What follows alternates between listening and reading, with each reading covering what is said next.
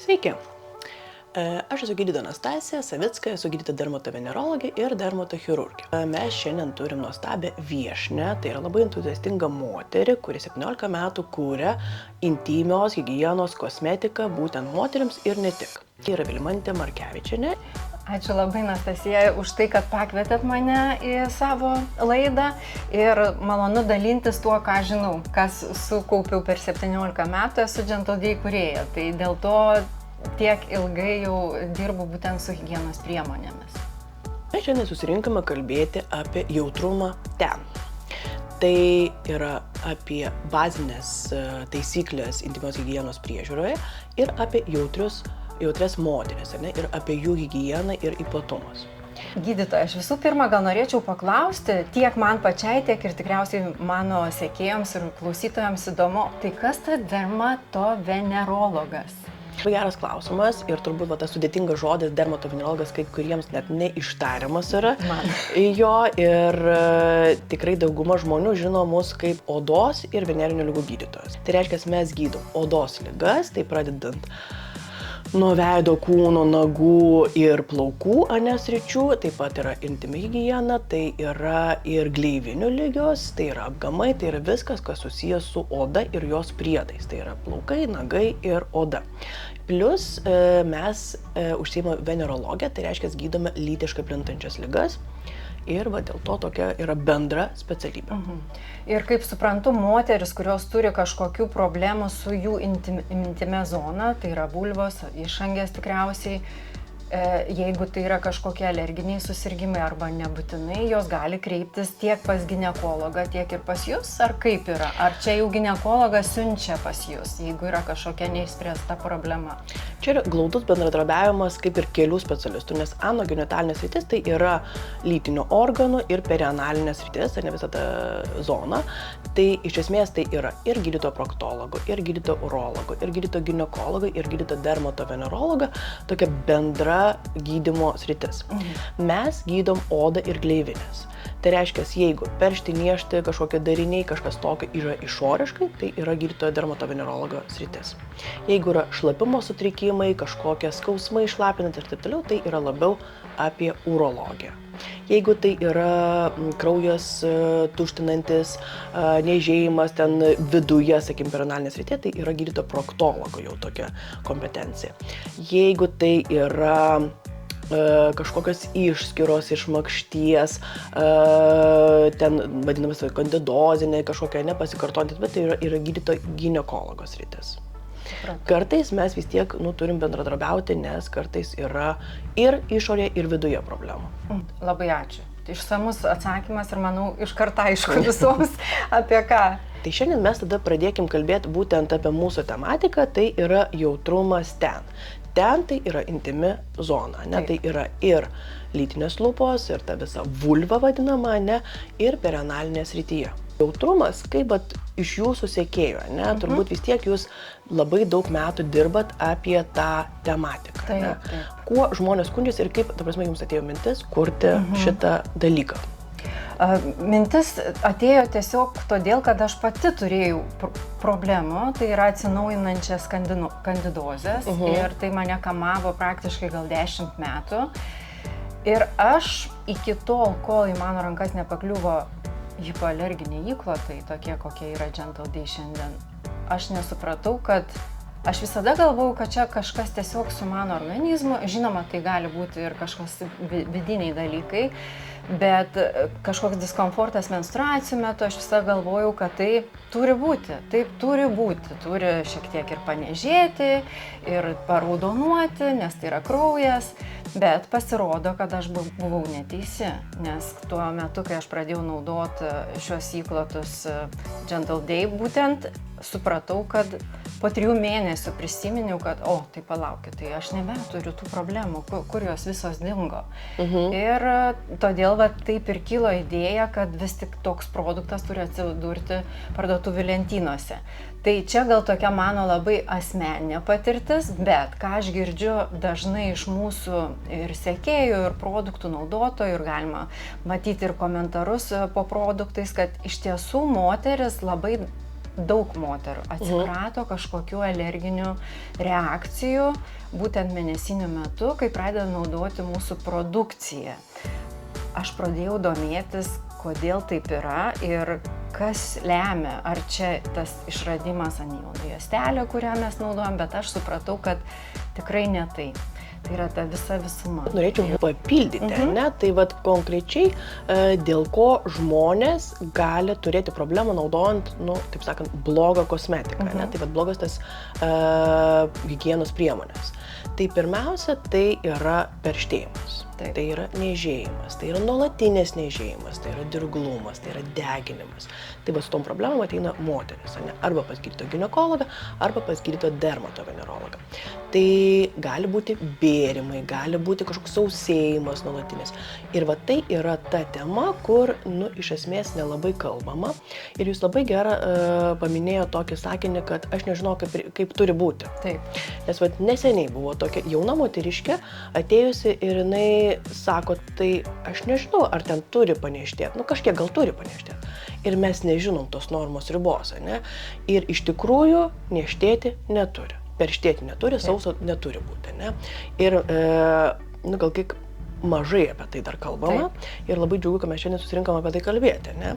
Kad jeigu jums peršti, niežti, beria, skauda lytinių santykių metu, taip neturi būti.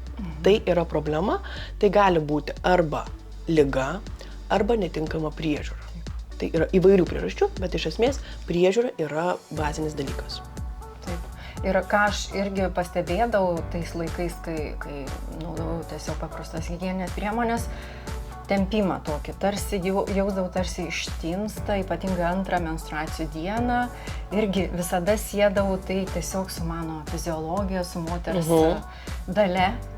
Ir supratau, būtent ir, kaip jūs ir sakot, labai norėtume ir mes, Gentle Babe, perduoti tą žinią moterims, nekentėkit, neturi tai būti. Čia turbūt dar iš labai senų laikų atėjo, kad moteris turi kentėti, tai dabar jau nebeturi kentėti. Ir gali arba sukontroliuoti tą problemą, arba kentėti daug mažiau, nes tikrai atsirado daug galimybių ir ištyrimo, ir priežiūros klausimais. Tai bendra mintis šitos dalies, mūsų pokalbio, kad jeigu jūs jaučiat kažkokį diskomfortą lytinių ir ne tik lytinių organų srityje, tai galima keisti priemonės. Jeigu pakeitus priemonės hipoalergiškas ir geresnės kokybės ir panašiai, jums nesusitvarko problema. Tada reikia kreiptis į gydytoją, jau išsiaiškinti, kame yra problema. Tai dabar apie dažniausias klaidas renkantis tas priemonės ir kas yra svarbu. Per visus tuos metus aš ką išsigryninau ir kas yra labai svarbu, tai yra oro laidumas. Ir problema yra tame, kad dažnai gamintojai rašo ant pakuočių laidus orui, ypač jeigu mes kalbam apie kasdienius įklotus, apie paketus, kurioj vietoje jie kalba apie tą oro laidumą, aš iš tiesų nelabai suprantu, nes aš turiu specialų aparatą, kur galiu patikrinti oro laidumą, tai yra pagrindinio to plastiko sluoksnio. Ir kai aš tą tikrinu, aš matau, kad praktiškai laidžių orui paketų yra labai mažai. Ir netgi organinės medvilnės paketai, aš irgi susiduriu ir mes turėjom tokį kaip ir testą. Aišku, tai buvo vienetinis atvejis, bet moteris naudojo organinės medvilnės įklotą, bet jis buvo nekvėpuojantis ir po 3 dienų jai prasidėjo infekcija, nes ji labai jautri. Ji labai jautri. Ir ką aš supratau, reiškia, oro laidumas yra vienas pagrindinių dalykų, kas liečia įklotus ir paketus. Jeigu, ta prasme, paprastam pirkėjui, paprastam naudotojui, tai turbūt labai sunku patikrinti tą oro laidumą. Jeigu ten parašyta, tai... Ir dažnai ir netgi medvilnės ženkliukus matom ir koton parašyta ir tai tarsi truputį apgaunamas klientas, pirkėjas, nes jisai neįsiskaito į patį. Ko reiktų galbūt ieškoti, pavyzdžiui, aš pati domėjausi apie tą plastiko sluoksnį, jeigu ant pakuotės yra ingredientų sąrašas, reikia žiūrėti, kad būtų kalcio karbonato. Nes ką daro kalcio karbonatas plastikui, pavyzdžiui, mūsų įklotai, kasdieniai, taip pat paketai, pagrindinis tas sluoksnis, tai yra tas plastiko sluoksnis, 50% kalcio karbonato ten yra. tas plastikas, kai jis gaminamas su kalcio karbonatu, jis tampa porėtas, nes tiesiog jis tiek nepritraukia prie tų kalcio molekulių ir tai padaro tą pagrindą porėtą. Tai galbūt, sakyčiau, vienas iš tokių, arba žiūrėti Gentle Day, sekti Gentle Day. Tiesiog pirkti Gentle Day. Ne, bet arba ieškoti, jeigu yra ant pakuotės surašyti ingredientai, kas retai iš tiesų būna, ieškoti kalcio karbonato ten. Dar mano visai toksai labai tolimas, ne klausimas, iš ko sudėta paketas. Taip. Kokios ten medžiagos yra ir kaip bendrai kažkokia yra turbūt formulė. Jo. Formulė kaip ir yra, vis tik turi būti kažkokia forma, sparneliai turi būti arba neturi, žinoma, jeigu tai yra menstruacijams skirti, jie dažniausiai bus su sparneliais, jeigu tai yra šlapimo nelaikymui, tai be sparnelių dažniau, bet sudėtinės medžiagos yra įvairios. Žinoma, mūsų įklotai susideda iš daug įvairių medžiagų, tai yra ir viršutinis sluoksnis, priklausomai nuo mėnesinės ar kasdienai mes irgi tą sluoksnį skirtingą darom, nes mėnesiniam, kas yra svarbu, tai yra svarbu, kad oda išliktų sausa. Todėl viršutinis sluoksnis turi sugerti ir kiek įmanoma palaikyti tą odą sausą. Jis neturi būti visada nuolatos drėgnas. Tada gali būti kažkoks sugeriant, pas mus yra, sakykime, anijonų juostelė, kuri naikina kvapus ir bakterijas. Bet dažniausiai tai būna kažkoks sugeriantis sluoksnis jau prasideda, tai gali būti medvilnė, pavyzdžiui, jeigu tai bus medvilnės, organinės medvilnės paketai, tai gali būti iš vis kelios medžiagos, tik tai organinė medvilnė ir plastikas. Jeigu tai įprasti paketai, tai ten bus ir kažkoks sugerintis sluoksnis, tai yra su geliu, su celiulioze ir žinoma vėlgi plastiko sluoksnis, klijai. Tai visa tai susideda iš kelių sluoksnių ir priklausomai kiekvienas gamintojas jisai turi savo receptūrą ir kaip pagaminti geriausią ar pigiausią, sakykime, įklotą ar paketą. Gerai, dabar kiek supratau, tai iš paketų tai svarbiausia žiūrėti oro laidumą ir tada žiūrėti kalcio karbonatas, jeigu jis yra apatiniam sluoksniui, reiškia, jis bus orui laidus. Oro laidus. Kas dar svarbu, ta prasme, kokios medžiagos iš jūsų patirties labiau alergizuoja? Dažnai žinoma ir aš labai esu prieš kvapus. Kvapai ir ką aš pastebiu, taip pat gamintojai ne visada rašo, kad tai yra prikvėpinti įklotai ir dažnai būna, nedažnai, bet būna, yra tekę tiesiog, kadangi aš testuoju daug labai paketų, man įdomu, kas yra rinkoje, sulyginti. Aš nuperku pakuotę, joje nėra parašyta, kad ten yra parfumo, ar jie yra kvepiantis, bet aš ją atidarau ir jinai kvepia gėlytėmis. Tai va čia tikriausiai jūs man paantrisit apie tai, nes man tai yra, žinokit, peilis, man labai gaila, kad moteris kenčia ir nesupranta kodėl, o tai yra tie kvapai, dažai. Kiti gamintojai dažnai prideda, pavyzdžiui, kad slopinti kvapą arba pagerinti sugeriamumą paties viršutinio sluoksnio. Ten būna įdėta įvairių cheminių medžiagų, kurios taip pat liečiantis odą, jos nėra mums labai geros. Kas yra svarbu jau iš tos medicininės pusės, tai kad būtų mažiau dirgiklių, mažiau plastiko, daugiau kvėpavimo ir iš esmės higiena yra tame, kad kuo dažniau kažką pakeisti, kad neužsistovėtų tas dalykas. Jeigu mes kalbam apie kasdienius įklotus, kaip gydytoja, aš sakyčiau, kad gal jų nereikia. Gal jų nereikia, ta prasme, ir mes rekomenduojame nenešioti kasdienių įklotų, kaip norėtųsi. Ir kažkaip labai madinga buvo, gal dabar jau mažiau madinga, bet jau dabar mažiau, galbūt, nežinau, jūs pasakysite, perka ar neperka pagal jūsų duomenis? Jo, žinoma, daugiausia tai yra menstruacijom, kasdieniai įklotai mažiau, bet yra perkančių. Jo. Ir aš pati iš savęs mes dažnai bendraujam su įvairiais specialistais, tiek su ginekologais ir iš tiesų dažna ginekologė sako, nereikia tų kasdienių įklotų, bet mes moteris būna tų dienų, kai tikrai išskyros būna labai gausios, tai galbūt bus ovuliacinio periodo metu ir tikrai tas kelias dienas norisi įsiklijuoti tą kasdienį įklotą ir aš galbūt nebūčiau prieš tai, nes aš ir pati taip darau ir dar kitą kartą keliaujant pasiemu visada įklotėlių ir jie padeda. Bet į ką labai svarbu atkreipti dėmesį ir ypatingai tos, kurios renkasi kasdieną nešioti įklotus. ir kitų pigiausių sintetinių ir dar kažkokių prikvėpintų įklotų. Ta vat sintetika kasdieną ir nelaidumas orai ir dar jeigu miega su kelnaitėm. Ir dar sintetiniam. Taip. Jo, tai bendrai mes galim padaryti tokią išvadą, kad svarbu yra mes patariam, nenešioti kasdienių įklotų, nebent yra kažkoks išskirtinis atvejas. Ir kaip dermatovenerologė, mes patariam apie apatinius, kad tai būtų arba medvilninės, kuo natūralesnio pluošto. Ir netgi, jeigu žmogus yra labai toks jautrus, tai ir juodos spalvos dažiklis gali būti alergenas, tai tada natūralesnių spalvų rekomenduojama.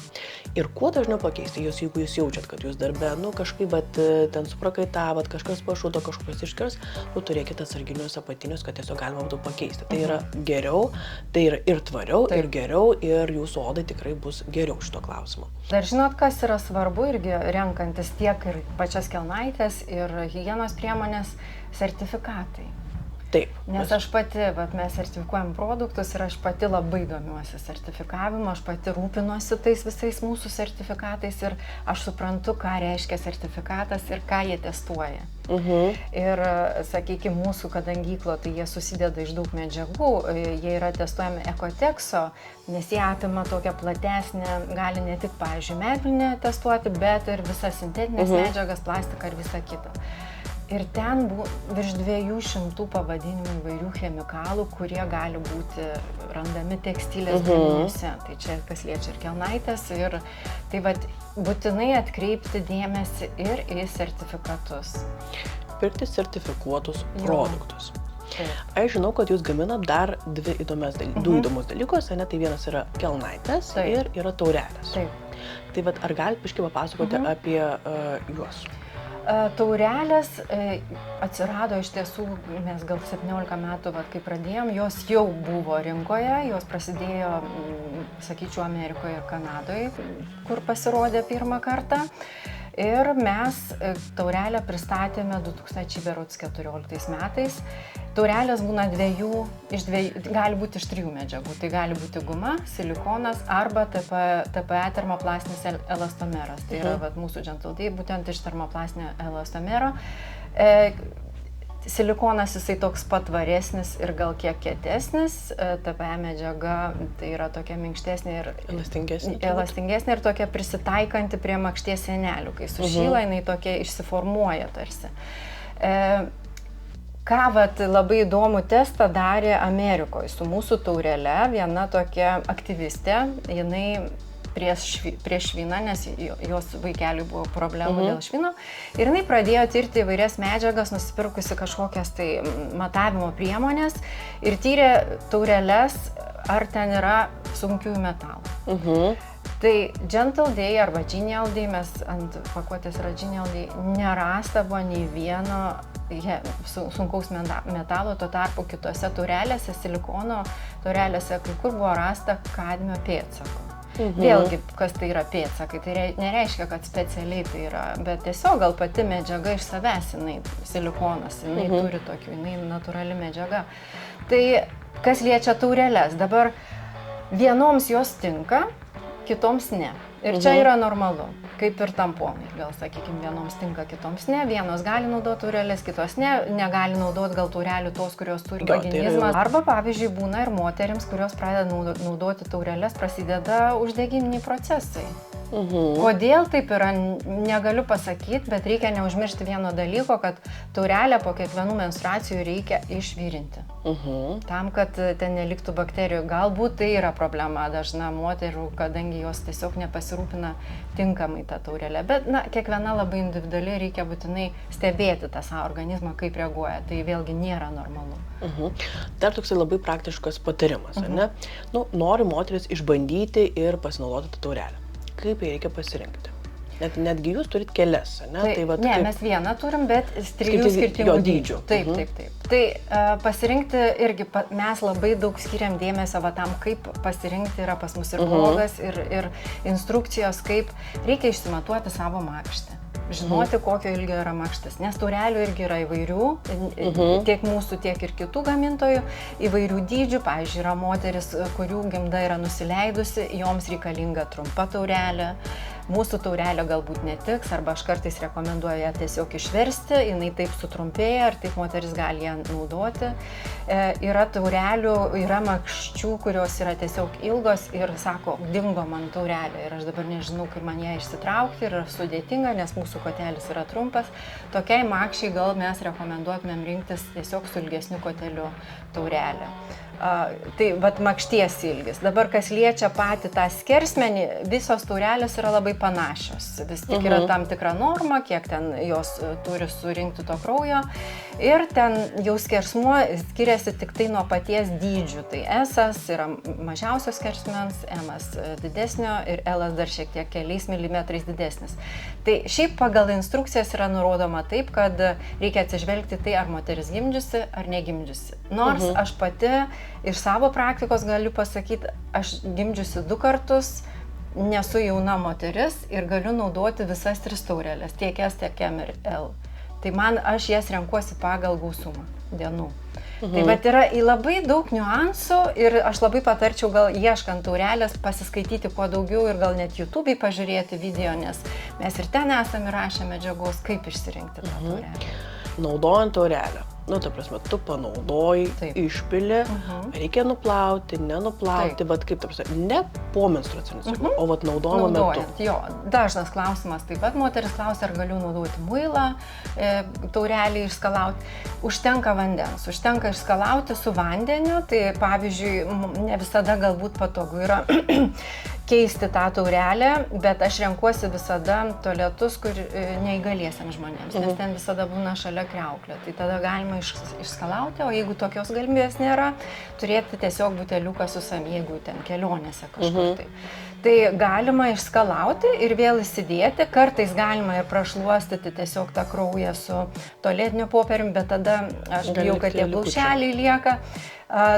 Galima naudoti ir mūsų intymios higienos servetėlės, nes jos yra neparfumuotos, skirtos intymiai higienai. Tai galima tokiais atvejais, kai nėra galimybės išsiversti taip. Bet išskalauti galima panaudoti kažkokį tai prausiklį. Pavyzdžiui, mes kaip ir leidžiam naudoti mūsų intymios higienos prausiklius, nes jie yra bekvapiai. Jeigu tai yra su kvapais, parfumuoti, tai reikia suprasti, kad ant taurelės ta chemija šiek tiek irgi lieka. Kaip mes juos beskalausim. Tai šiaip nebūtina naudoti jokių dar priemonių. Dar tada klausimas, kiek viena taurelė gali tarnauti, kada reikia keisti? Šiaip pagal rekomendacijas, mes su gamintojais kiek kalbėjom, aš šiek tiek ir ginčiausi, nes jie sako, ginekologai rekomenduoja kas 1,5 metų keisti taurelę. Tai tarsi nebelabai tvaru tampa.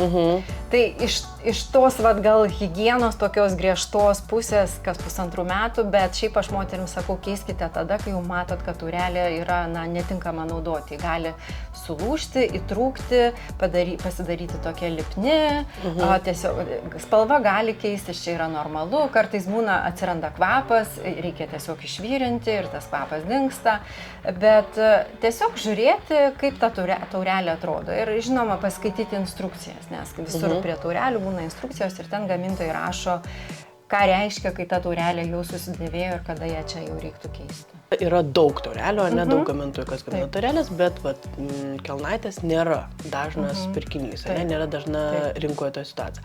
Tai biškai papasakoti apie tas kelnaitės, kaip rinktis, kiek reikia, kokia priežiūra. Jo, tai iš vienos pusės menstruacinės kelnaitės galima rinktis tiesiog kaip pagalbinė priemonė, kartu su kitom higienos priemonėm, nes tokios yra, pavyzdžiui, Gentle Day, mes turim tokį specialų klinelį, kur galima paslėpti sparnelius paketo ir taip nešioti tas kelnaitės, tiesiog apsaugo geriau nuo pratekėjimų, bet dažna moteris renkasi menstruacinės kelnaitės arba, sakykime, kas dar nežino, galima menstruacinės kelnaitės rinktis kaip pagrindinė higienos priemonė menstruacijų dienomis, bet reikia suprasti tokį dalyką, kad kelnaitės, jeigu jūs kraujuojate kelnaitės, tai kaip ir į įklotą ar paketą, reiškia, jas reiks pakeisti. Tai jeigu jūs esat ofise, kažkur dirbat, gal važiuojat ir jūs suprantat, kad jums nebus patogu nueiti kažkur nusimauti kelnes, apsimauti kitas naujas kelnaitės, tai tokiu atveju nepatarčiau rinktis tokiomis dienomis kaip pagrindinės menstruacijų priežiūros priemonės. Bet taip pat reikia laikytis lygiai tos pačios higienos kaip ir su paketais. Pavyzdžiui, keisti kas 6 valandas. Galima, žinoma, iki 8 valandų. Jeigu mes einam miegoti, nenorim naktį keltis, tai rinktis kuo didesnio sugeriamumo tokiu atveju kelnaitės. Reikia visada atkreipdėmėsi, nes visos kelnaitės turi tam tikrą sugeriamumo lygį. Tai žiūrėkit nuo to, kaip jums jų reikia. Ar jūs einate miegoti ir jums reikia ilgam tos apsaugos ir jūs renkatės gausiausio sugeriamumo kelnaitės, ar jūs naudojate be higienos priemonių, reiškia, jums taip pat reikia gausesnio sugeriamumo kelnaičių, tik neužmiršti, kad reiks pasikeisti galbūt kas 4 arba 6 valandas, tai reiškia, per dieną gali tekti pasikeisti 1-2 kelnaitės. Tai jos, aišku, yra ir nepigios, tai reiškia tokia investicija, bet jos tarnauja jau ilgai. Kaip jos reikia skalbti ir kiek paties tarnauja? Skalbti galima, aš pati papasakosiu, kaip aš naudoju, jeigu aš naudoju be higienos priemonių. Dažniausiai be higienos priemonių aš naudoju, jeigu mano mėnesinės yra negausios, jau paskutiniam dienom, man tai yra patogu. Aš tada galiu ilgesnį laiką su tom kelnaitėm išbūti, aš grįžtu namo, jas tada skalauju šaltam vandenį, nes jos būna krūvinos, kraują reikia skalauti tik šaltų vandeniu, nes karštas jį užrakina tą baltymą ir sunku, tai skalaujam šaltų vandeniu ir metame į skalbimo mašiną. Jeigu šiandien aš tos skalbimo mašinos neįjungsiu, tai aš tiesiog užmetu kažkur pradžiūti tas kelnaitės, o po to jau metu kartu su drabužiais tos spalvos panašios ir plaunu. Dedu ir į džiovyklę, nors mes kaip ir nerekomenduojam, bet tik todėl, kad moteris nedžiovintų labai karštoje temperatūroje, nes tiesiog gali pažeisti tą drėgmei neatsparų sluoksnį. Tai džiovinti džiovyklėje galima, tas yra patogu, nes Nes ilgai džiūsta. Ilgai džiūsta, kadangi reikia suprasti, ir vat, irgi viena moteris toks buvo komentaras, kuo daugiau sugeria kelnaitės, tuo yra storesnės. Deja, taip. Tai nėra kaip paketai, paketuose mes galim naudoti tą gelinę medžiagą, kuri tiesiog yra labai plona, o po to kelnaitėse taip nėra. Mes, pavyzdžiui, savo kelnaitėse vengiam irgi labai sintetinių medžiagų, nes labai dažnos menstruacinės kelnaitės yra gaminamos iš sintetinių. Tai gali būti nailonas, poliesteris ir mes kažkaip šitoj vietoje žiūrim labiau į tą tokį natūralumą. Nes dažna moteris tokia, jos mėgsta ir kasdien jas panešioti, ir netgi su šlapimo nelaikymo problemom, kas turi jų. Tai tas irgi labai yra svarbu. Tai vat, ir tas džiūvimas, aišku, kuo natūralesnės medžiagos, tuo ilgiau džiūsta.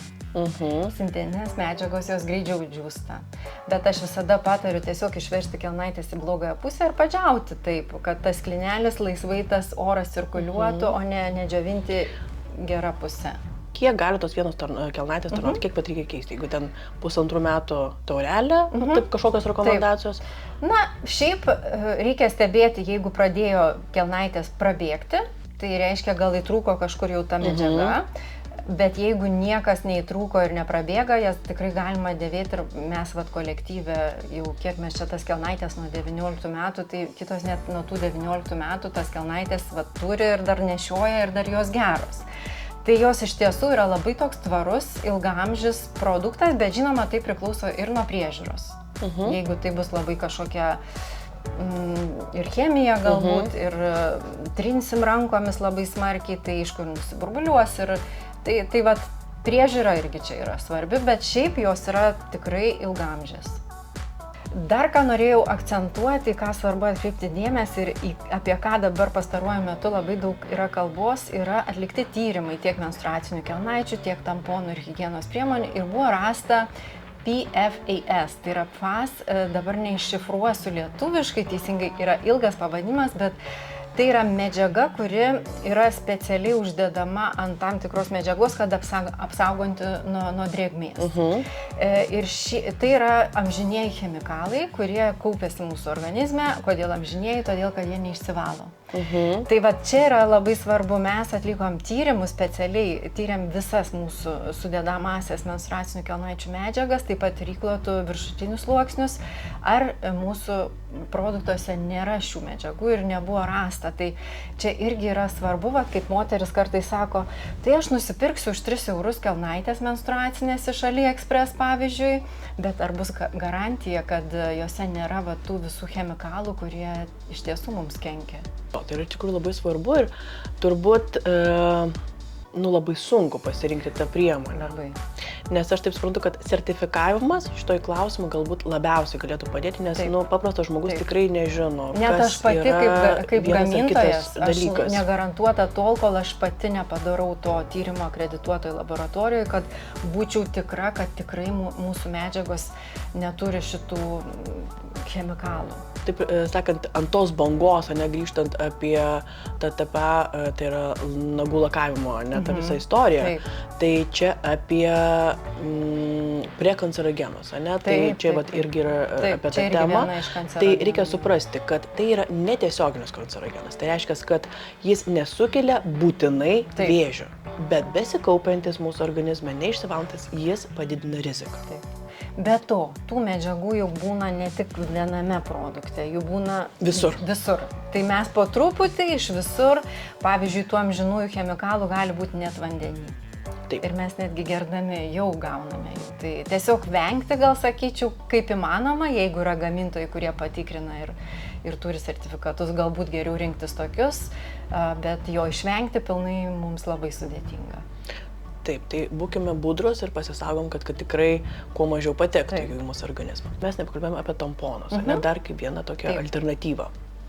Taip, tai tamponus Lietuvoje, sakyčiau, gal mažiau populiari priemonė menstruacijom, bet tikrai moteris naudoja, renkasi. Labai populiaru yra Vokietijoje, Amerikoje, ten beveik pusė moterų naudoja tamponus ir suprantu kodėl. Todėl, kad tai yra, tu įsidėjai tamponą, jo nesimato, oda nesiliečia su krauju, juolab, kad paketai dažnu atveju sukelia tuos ir paraudimus ir nepatogus, ir pratekėjimai. Bet reikia būtinai suprasti irgi tai, kad tamponuose taip pat tamponai susideda iš įvairių medžiagų. Gali susidėti. Pavyzdžiui, Gentle Day tamponai yra tik organinė medvilnė, tiek vidus, tiek tas apsauginis toksai sluoksnis, tiek ir virvelė yra organinė medvilnė, bet tamponai gali būti ir su tam tikru plastiku apvyniotu. Tas plastikas yra tam, kad slidžiau tas tamponas į makštį įslystų, bet dažnai būna netgi ir cheminių priemonių apdorota ta medžiaga, būtent tam slydimui ir geresniam sugeriamumui. Ką tai reiškia? Reiškia, moteris įsidėjo į makštį, per makšties sienelės, jau jūs tikriausiai geriau žinot, kas atsitinka. Tada mes viską pasisavinam ir gali kauptis ir dirginti mūsų ne tik intimę zoną, bet gali atsirasti ir kažkokio alerginio bėrimo netgi kūno odoje. Nes čia gali suveikti alerginis kontaktinis dermatitas, tai reiškia netoleravimas kažkokios medžiagos, kuri nebūtinai kontakto vietoje gali sukelti bėrimą. Taip. Toksinio šoko sindromas yra dar labai svarbu, irgi nes tamponai yra siejami su toksinio šoko sindromu. Ir reikia irgi suprasti apie tai, kad moteris kartais būna įsideda ir tie bėrimai, jeigu atsiranda, reiškia, reikia nustoti naudoti tamponą, reiškia, jie yra netinkami. Bet to dar kas yra irgi svarbu, tamponai, dažnas tamponas palieka plaušelius makštynės, atsiskiria plaušeliai, ar tai būtų medvilnės, ar tai viskozės, nes kartais tamponai yra gaminami tik su viskozė, kartais su medvilnė ir viskozė, kartais tik su medvilnė, tai tos medžiagos irgi yra įvairios ir kartais tie plaušeliai gali likti tiesiog organizme, organizmas ten kūpėsi bakterijos ir tai irgi gali būti toksinio šoko sindromo priežastis. Tai šitoj vietoje vėlgi Gentle Day tamponai mes išsprendėm su gamintojai šitą problemą, apsukdami pilnai, įsukdami visą medvilnę į tą tinklelį. Tai vėlgi ir technologiškai reikia šiek tiek pasidomėti apie tamponus ir ypatingai tamponai su aplikatoriais. Jie neturi tos visos apsaugos aplinkui ir dažnai aš irgi darau tokius testavimus, tiesiog į vandenį įmerkiu ir matau, kiek plaušelių daug atsiskiria nuo tamponų ir tai ypatingai liečia tamponus su aplikatoriais. Dažna problema su tamponais yra makšties išsausėjimas ir ypatingai tamponais, kuriuose yra viskozė, nes viskozė jinai daugiau sugeria. Ką daro tamponas, jisai sugeria ne tik kraują, bet ir išskiras, dėl to išsausėjimai atsiranda makštyje. Jo, tai čia labai daug visokių pastebėjimų, gerų pastebėjimų ir labai daug niuansų. Taip.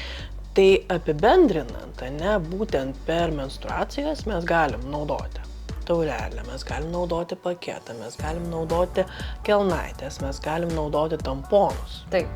Ir viską galima kombinuoti. Galima kombinuoti dėl dienos ir išskyrų, dėl kažkokių niuansų kelionės, nakties, dienos metu ir panašiai. Ir turbūt, kad nėra kažkokios labai tokio tobulo recepto, ne kaip ir ką naudoti. Tikrai, kiekvienas turbūt pasirinka pagal save, bet vat, kaip jūs darot?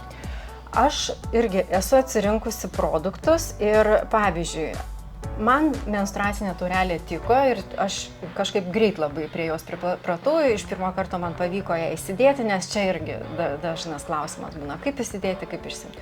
Aš susidraugavau greitai ir man taurelė labai praverčia, kai aš keliauju. Nes irgi nėra paketo, yra paprasčiau, aišku, aš įsiklijuoju visada kažkokį klotėlį arba apsimaunu menstruacinės kelnaitės tiesiog papildomai apsaugai, nes su taurelė irgi reikia suprasti, kad gali ir pratekėti, gal prisipildys greičiau, galbūt tą dieną yra gausesnės menstruacijos. Tai vat mano tokia kombinacija kelionėms, tai yra menstruacinė taurelė su menstruaciniam kelnaitėm. Kai aš būnu namie, darbe, į darbą aš dažniau gal renkuosi paketus, man dar vis mūsų paketai tinka ir patinka. Menstruacinės kelnaitės, bet būna paskutiniam dienom aš daugiau renkuosi. Bandžiau aš jas nešioti taip jau rimčiau ir rimtesnėmis dienomis, bet man nusibodo jas plauti. Taip labai prisipažinsiu. Bet kas liečia kasdienį tokį nešiojimą su papildoma priemonė, tai man yra išsigelbėjimas, nes aš rami, kad man niekas nepratekės. Tamponus praktiškai aš nenešioju tamponų. Anksčiau rinkdavausi, kai nebuvo taurelės, tai aš tamponus nešiodavau tada, kai reikia eiti maudytis. O šiaip tamponai tai toksai paskutinis gal pasirinkimas, ne todėl, kad man kad man sukeltų kažką tie tamponai. Ne, mūsų tamponai man tinka, bet aš tiesiog, kai yra taurelė, su taurelė yra patogiau. O jūs ką renkatės? O mano, tai aš atradau savo tobulą kombinaciją, tai aš iš kur jūs pažinau, nes aš nusipirkau kelnaitės. Man labai patiko šitą idėją ir aš nusipirkau, aš turiu kelias, ta prasme jau, visam ciklui nusipirkau ir aš nešioju kelnaitės ir tikrai man irgi tiko tą taurelę.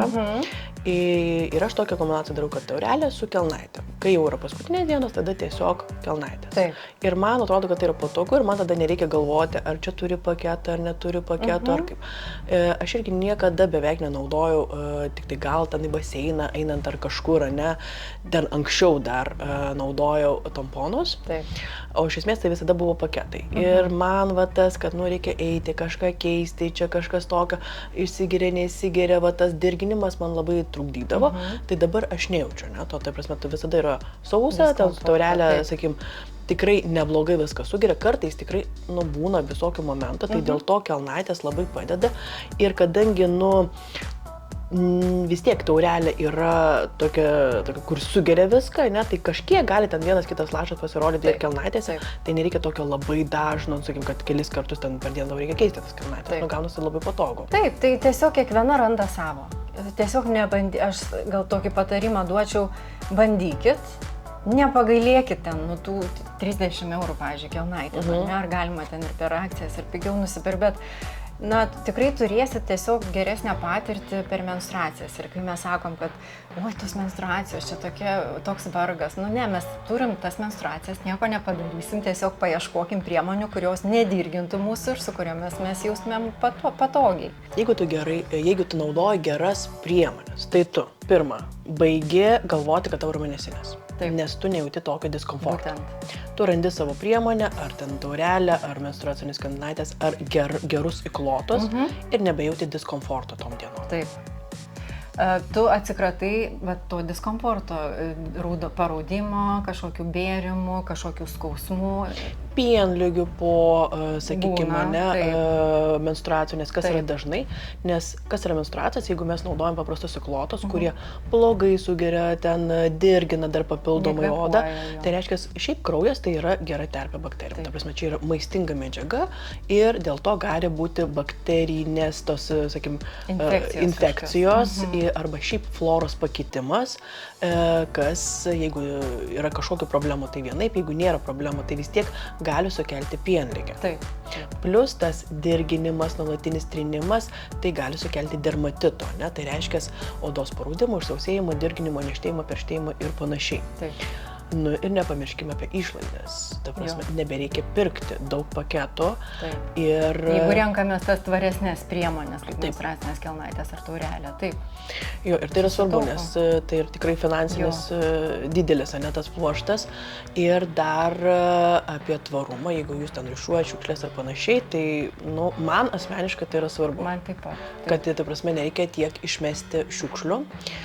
Plus, aš asmeniškai dar galiu pasakyti, pridurti, kad nėra tų tokių bemiegių naktų, kur tu galvo, biški pasisuksi ant šono, čia pratekės, nepratekės. Tai vat man ta problema išnyko. Ir aš ir pati pastebėjau, kai aš pradėjau naudoti tinkamas priemonės, aš tiesiog, sakau, net kalendorių nebežymėdavau savo menstruacijų. Dabar aš jas žymiuosi, nes, perimenopauzės periode reikia suprasti savo ciklą ir šiaip rekomenduoju visom žymėtis menstruacijas, bet tiesiog noriu pasakyti tai, kad su tinkamom priemonėm viskas yra įmanoma ir tu pamiršti tą diskomfortą, nebereikia kaltinti menstruacijų, kad čia jos yra blogis, bet linkiu visoms atrasti tai, kas jums tinka. Tos menstruacijos, mes esame jautresnės, ne? Mes visom prasme esame jautresnės. Ir jeigu mes galim savo padėti, bent jau numalšinti tą diskomfortą, kur galvojame, kad reikia paketo, kad reikia pakeisti paketą, kad kur išmesti tą paketą, kad kažkoks dirginimas, perštėjimas, naktinis pratekėjimas ir panašiai, jeigu tu gali šitą dalį, taip sakant, išmesti, tai jau yra geriau. Žinoma.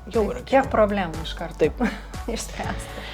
Gerai, o dabar norėčiau dar grįžti prie kasdienės. Mes kalbėjom apie tam tikrom dienomis, o dabar apie kasdienę priežiūrą.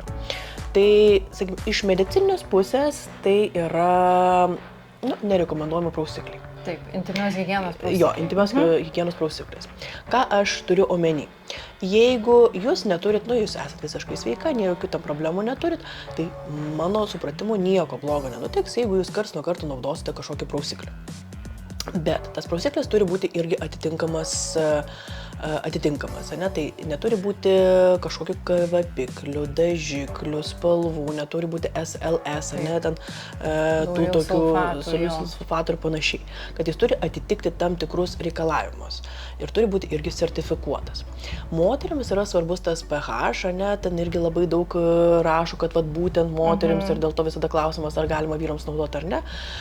Bet iš esmės dėl to, kad makšty yra kita, sakykim, pH negu mūsų kūno odoje, tai kaip ir nerekomenduojama labai šarminti tos lyties dėl laktofloros, ne? Nes jinai gyvena būtent tokiam pH. Tada, jeigu jūs turite problemų, tai yra ir rekomendacija nenaudoti jokių prausiklių, kad papildomai nenuplauti tos floros, kuri mums reikalinga ir apskritai nedirginti odos. Nes iš esmės prausimas vandeniu užtektinai pašalina visus nešvarumus. Ir mūsų flora yra kintanti ir jinai turi adaptuotis ir priprasti prie mūsų besikintančių dalykų. Tai yra stresas, ligos, paties ciklo, sakykime, tos fazės, hormoniniai dalykai ir panašiai. Tai kuo mes dažniau plaunam, tuo dažniau nuplaunam. Jeigu mes daug naudojame prausiklius, tai dar labiau nuplaunama ta flora, kuri iš tikrųjų mums yra labai reikalinga ir apsaugo. Tai dėl to nerekomenduojama naudoti prausiklių kaip dirginančio faktoriaus ir dėl mūsų pačios floros adaptacijos, buvimo ir prisitaikymo ir mūsų apsaugos. Taip.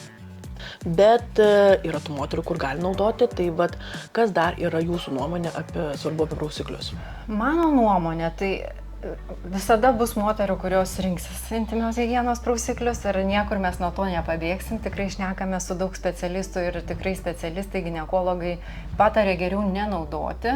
Ir ypatingai toms moterims, kurios neturi jokių problemų, tai ir nesukelkim jų.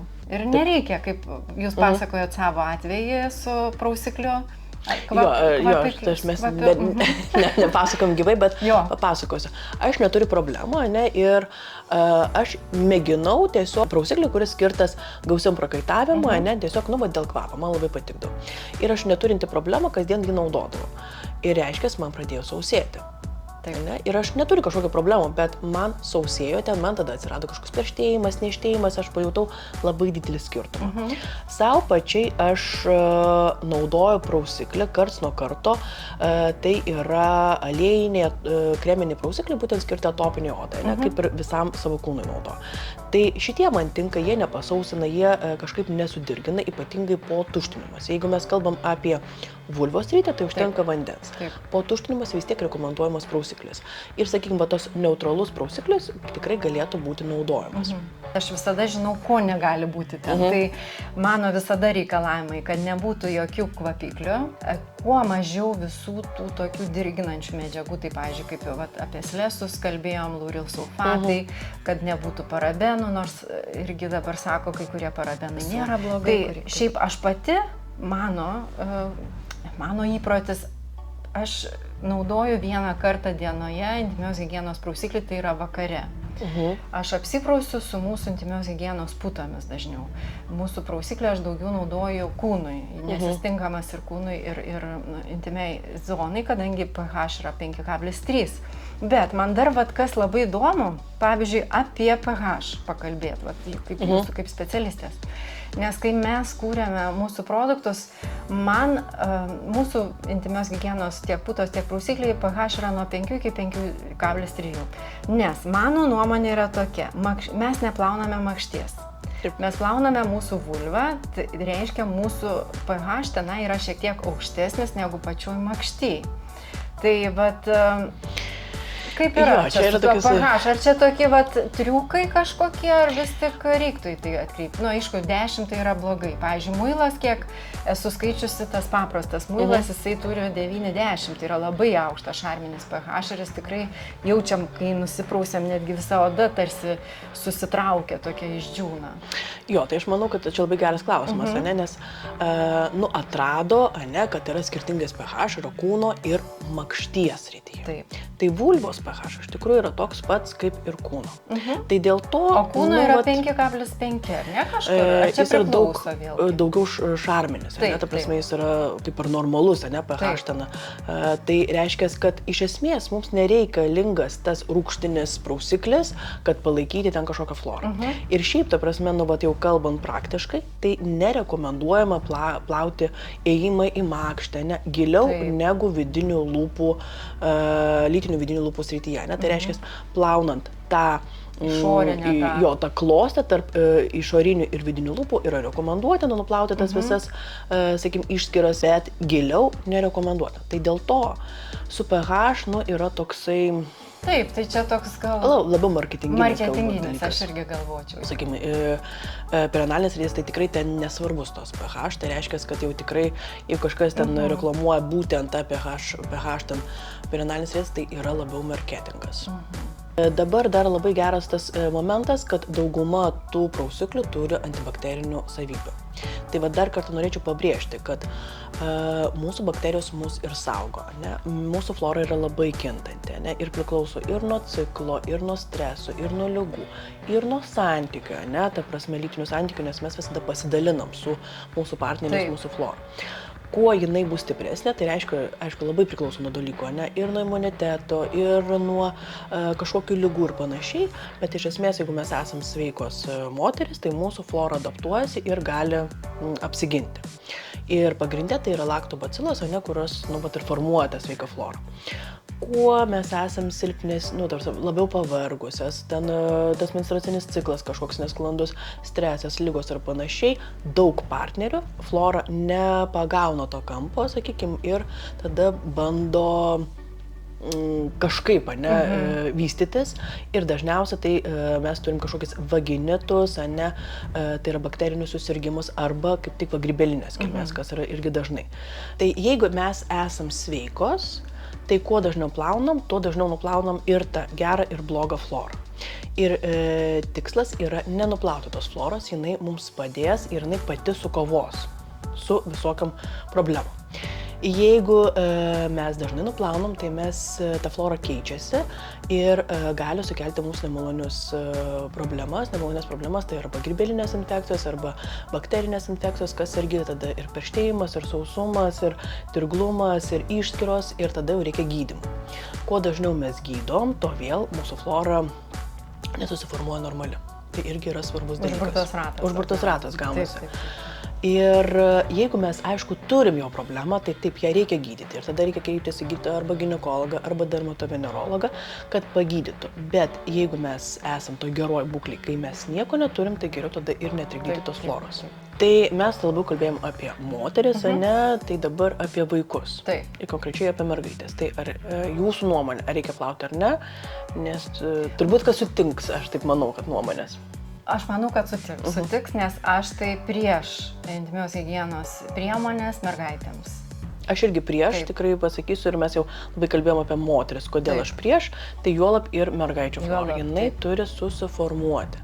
Tai jeigu pasituštino, tai tikrai galima naudoti bendrą prausiklį kūno odai, kad jis irgi būtų ir hipoalergiškas, ir kuo mažiau dirginantis. Ir bekvapis. Ir bekvapis, taip. O dėl vyrų?